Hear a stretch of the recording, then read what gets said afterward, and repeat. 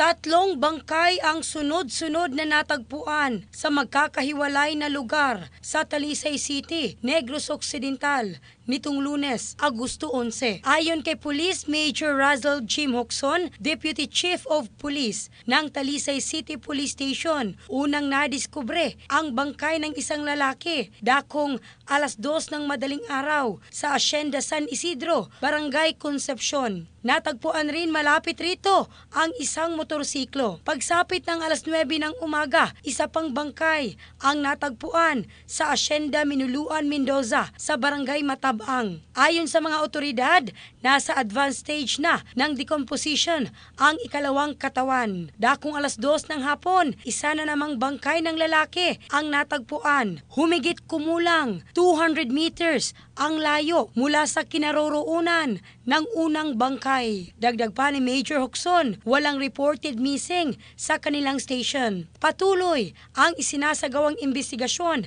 at koordinasyon ng Talisay PNP sa mga karatig na police station upang matukoy ang pagkakakilanlan ng mga biktima at ang posibleng motibo sa likod ng mga insidente. In the heart of changing lives, ako si Michelle Craste ng Brigada News Philippines, the Music and News Authority.